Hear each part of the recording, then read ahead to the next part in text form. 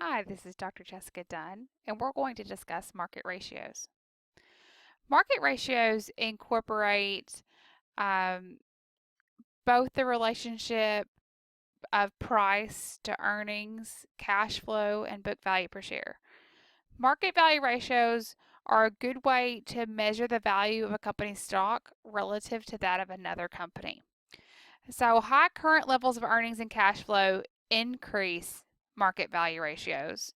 High expected growth increase market value ratios, and high risk of expected growth decreases market value. So it's really forward looking. It's looking at how investors expect stock performance to move in the future.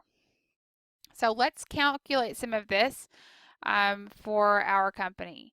Now, to calculate, the first one is price earnings ratio.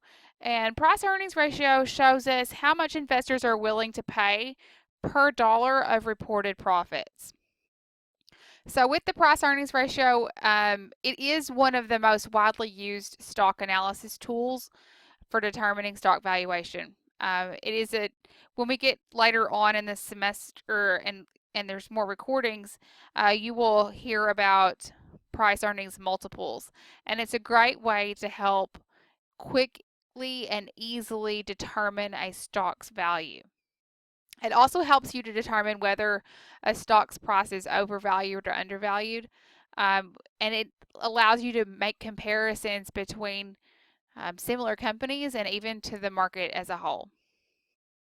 So it's the dollar amount an investor can expect to invest in a company in order to receive $1 of that company's earnings.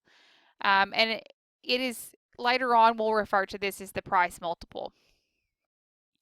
Okay, so let's go ahead and calculate the price earnings ratio for our company. It's the market price per share of common stock divided by earnings per share. Now, market price per share of common stock is something that you would have to be given.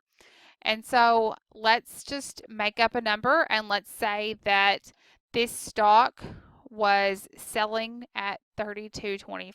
So let's say it closed at 32.25 per share. And earnings per share is a number that we've already calculated. Earnings per share was $2.90, and we did that in a previous recording. So to get the price earnings ratio, we take the market price per share of $32.25 divided by earnings per share of $2.90, and that gets us 11.1. So that means that investors are willing to pay $11.10 for every current dollar in earnings. So if the price earnings ratio is high relative to its peers, it could mean that the stock is overvalued. If the price earnings ratio is low relative to peers, it could indicate that the stock is undervalued. So that's how we usually look at price earnings ratios relative to peers, but it is also a measure of investor expectations.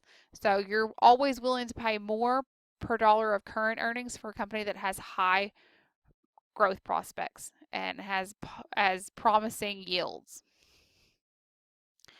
Market to book ratio. This is the ratio of a stock's market price to its book value. So it gives an indication of how investors regard the company. So companies that generate positive returns usually sell at larger multiples of their book value than those with low returns. So let's go ahead and calculate the market to book ratio for our company. And to do that, the market to book ratio is the market price per share divided by the book value per share.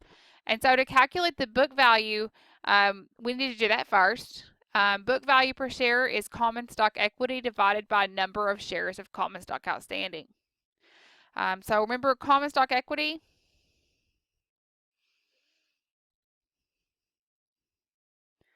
is equal to total shareholder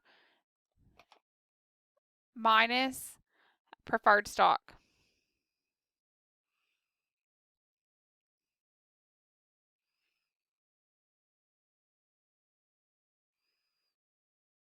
So here for our example, total shareholders equity 1,954 minus preferred stock equity 200,000. So that gives us 1,754,000 of common stock equity.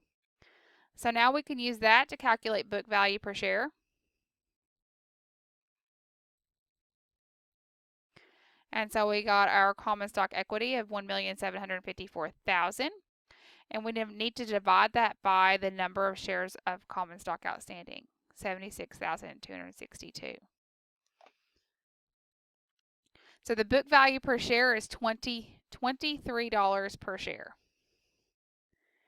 Now we already said let's assume that the market price per share is $32.25. We divide that by our $23 per share book value, and that gives us 1.4. So our market to book ratio is 1.4.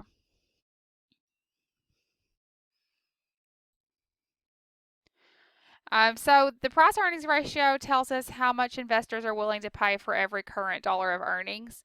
Higher is better. It means greater future outlook. Market to book ratio tells us how much is paid for every dollar of book value. Again, higher is better because you expect to pay multiples of the book value for companies that generate large positive returns. If the price earnings ratio is high and the market to book ratio is high and the return on equity is high, then risk is low.